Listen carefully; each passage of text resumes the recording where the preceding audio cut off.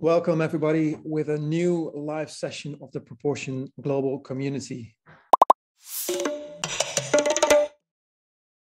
I am proud to introduce you to Will Scott-Kemmis from Asia. He is a very senior design strategist, and he has been working a lot in the space of social innovation and inclusive sustainable development all across Asia. Welcome, Will. Happy to have you here. I would love to hear more about you. Can you introduce yourself, please? Absolutely. Thanks, Thomas. Wonderful to be here. As Thomas mentioned, a design strategist. I've been working across South and Southeast Asia primarily for about 10 years now. My work has been largely focused on entrepreneurship and strengthening entrepreneurship ecosystems across the region, at least the most recent part of my career. And that has been public and private funded work. But prior to that, I worked in Australia as a social designer. And so my work focused on redesigning social services, particularly mental health, child protection, domestic violence services. But I'll pause there. Yeah, and because we discussed a really nice, intriguing title for this talk. Can you share the title and then enlighten us what that means to you and where that story is starting, basically? Yeah, absolutely. So I suggested design when everybody designs. And the title comes from a book published by Italian design academic Ezio Manzini. I believe it was published in 2015. And the book really arrived on my lap at just the right time. I was a few years out of my studies. I'd been working in social design in Australia for some time. And what I had observed was I was engaging in co-design or collaborative design with communities, policymakers, service providers. And time and time again, I was amazed by the really powerful, intuitive design capabilities of the people that I was working with. And these people had no formal design training, but they were intuitively practicing design-oriented problem-solving, ideation, implementation. And I began thinking to myself, what is my role as a designer, as a quote-unquote expert designer in meaningful social change? And what is the potential for me to harness latent intuitive design capabilities in the communities and organizations that I'm working with? And almost serendipitously, Manzini's book arrived on my lap around that time, and he provides some wonderful frameworks, examples, and a theoretical foundation for what he frames as diffuse design and expert design and the relationship between the two. All right. So you mentioned the book from Manzini. So what were the key kind of insights that you gained from that book? I mean, the book set me off on a journey, and I'm now, it's been quite a few years since I read it. I'm therefore hesitant to say, these are all of the key takeaways from the book. But I think design when everybody designs as a way of thinking has influenced my practice in a number of ways. I think I can touch on those. So for me, the phrase now has a few different meanings. One is that, going back to this example of diffuse design or latent design capabilities in communities and in organizations that we can harness as expert designers, that's one aspect, right? So what does that mean? Well, it opens up the question of how do we engage in really effective collaborative design processes? What are the appropriate tools, methods, practices, and even dispositions for that work? Secondly, it opens up the question of capability building. If we recognize that there are latent design capabilities and that we as expert designers may be involved in one particular design process or design situation, but the community in the organization will be there for in perpetuity, right? It is their context. Then there is an opportunity for us to build the capability of those participants through design processes. But I think there's now a third meaning of design when everybody designs, which is that there are so many design practices, right? We have UX, we've got service, we've got social, we've got a proliferation of short courses in design as well. So we now have we have a much more fragmented and a much busier design landscape than we had 10 years ago. And all of the major management consultancies will now happily sell design thinking, design sprints, and all the rest of it, much of which will be delivered by people who have no formal design training as well. So I think for me, design when everybody designs now has a few different angles to it.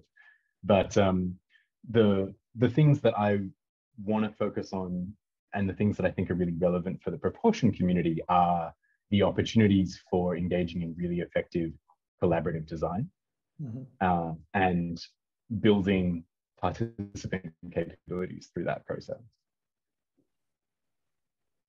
Right, and so it starts with the mind shift, how to deliver design activities, design research or ideation, being contracted by a client versus really supporting the clients to do a proper design process. Is that the key difference from being a subcontractor to do design research to much more being a coach? Is that the key difference, or would you formulate it differently? I think that is it. Or that's one way of describing it. I think a coach, a facilitator, definitely. I think there is a really important role for the trained designer, and I don't want to understate that or disregard it, because I think the capabilities that we develop through design studies and then hone through design practice are incredibly valuable. Even in the context of an environment where there are really strong latent design capabilities, be that a community or an organization. But I think there is great potential for bringing those participants into the design process. Coaching would be one way of describing it. For example, in design research, right?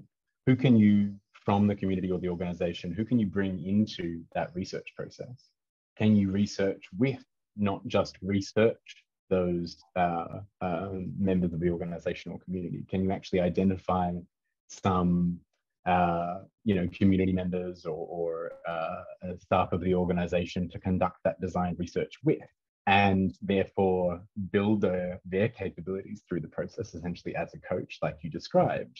But also, what might they see through a research process that you wouldn't as well? And they have a contextual understanding that you don't. And so I actually think it's not just about coaching, but it's about strengthening the design process or practice. I think there is an opportunity to strengthen it by engaging in this case, a more collaborative research. Right. What were for you the most difficult things to change for yourself in this new type of role?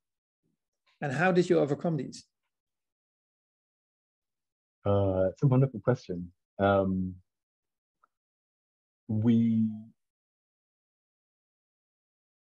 think that there's an attachment that we often have as designers to our ideas, right?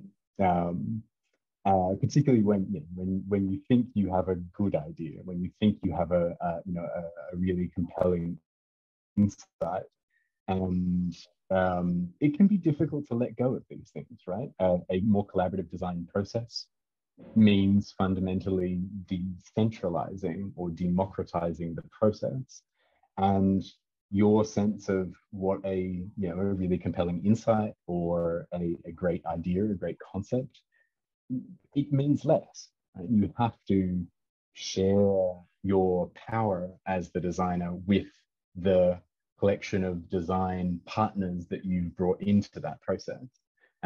If you don't do that, then there's all sorts of, I think, negative impacts that can stem from it. So I think one aspect is that we have to be more humble as design practitioners and really share our power.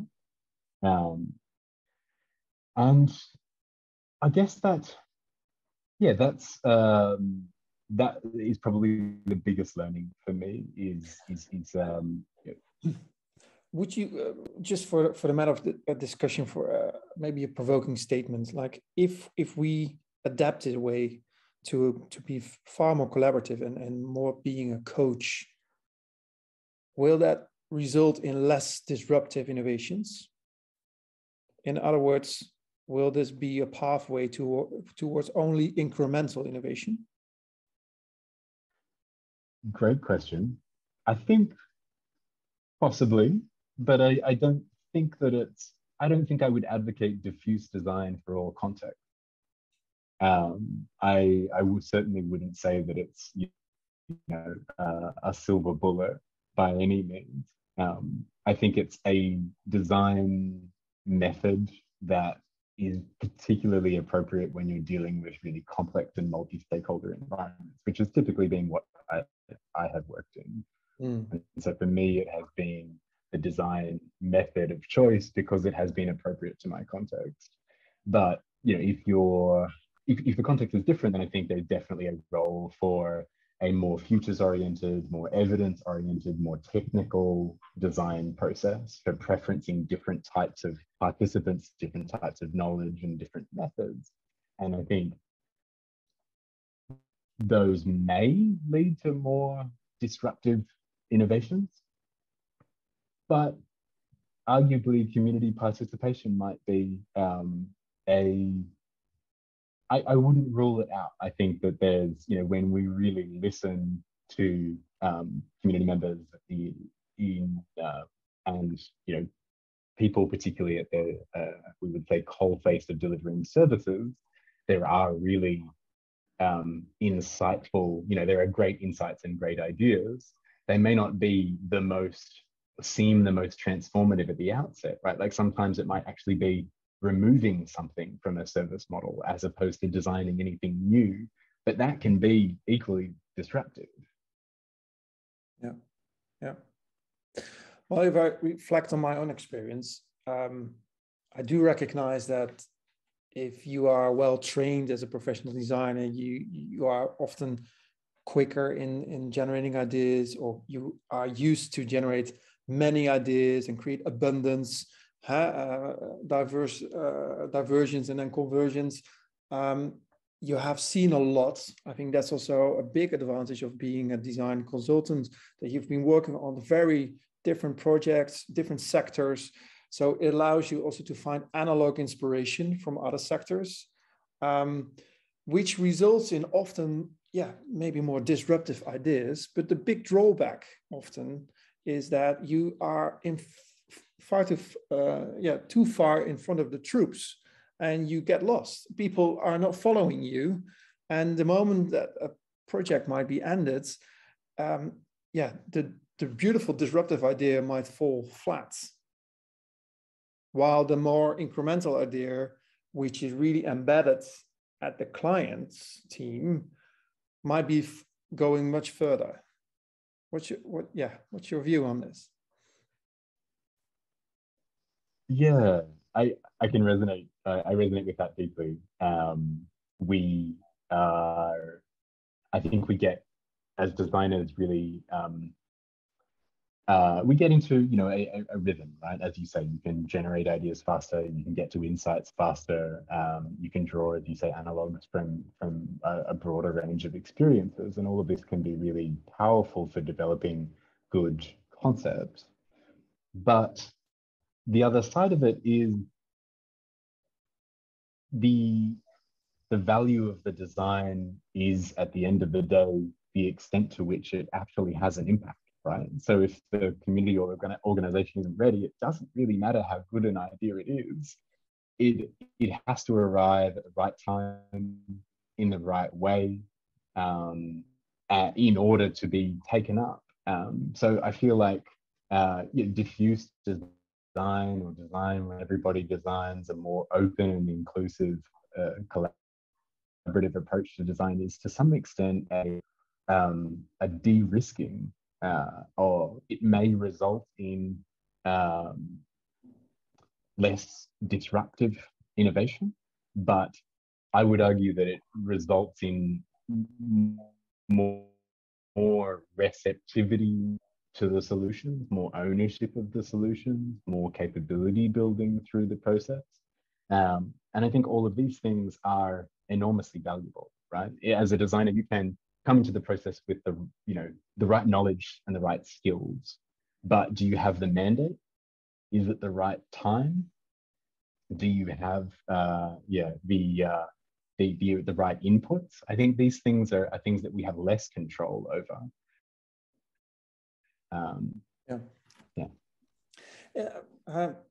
If we have the session with the community members, it would be nice if there are a couple of key takeaways, or maybe some practical tips and tricks, or even maybe a checklist. Like every time I get a request from a client to work on a certain design challenge, I need to maybe be aware that I should not take it and run with it and just send back the results. What would be your tips and tricks if you want to apply this in your work? I think, I'm excited to spend some time with the tool template that IOS provided, because I think, part of it is, having been doing this work now for 10 years, I think a lot of my decision making is intuitive and as tends to happen. But I think there's a few heuristics or mental models that are coming to mind. One is, early in the design process, I think there's an opportunity for us as designers to consider, is there a clear intent? And, what is the mandate that I have? Is it really explicit with the participants in the process? To what extent are we involving participants? And this gets to kind of the second point. Do we have a voice of experience in the room? And, recognizing that any problem will be seen in different ways by different people. How many voices of experience? Do we have the right participants, the right community members or organizational staff present? Do we have the right inputs? So I think, this has been previously described as the voice of intent, the voice of experience, and you are there representing the voice of design as well. So I think we need a balance between these things. So I think there's a useful mental model in that, and I think there's a process of just doing like a quick design ecosystem map. It's one of the things that Manzini talks about. He talks about the design ecosystem, right? Understanding what is the status of design in this context as it exists, who has ownership over it, who is guiding it, who has power in this context, who's advocating for design, are there past experiences? So I think there's a broader framework around that mental model of voice of intent, voice of experience, and voice of design that I think would be helpful to try to apply early in the process as well, just to understand what opportunities there are for design diffusion, and what risks there might be associated with not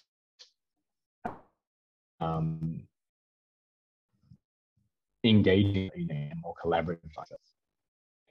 So what I hear you say is one of the tips for a designer is, besides really being conscious about the stakeholder mapping, who should be involved externally, like in the communities, but also throughout the value chain of a client. I hear you say it's really important to do the internal stakeholder mapping. Who within the company is out there, maybe even beyond the project team, who are the key stakeholders, and how do I actively engage them, and in which capacity, in which roles? Is that correct? That it really requires the internal stakeholder mapping as well?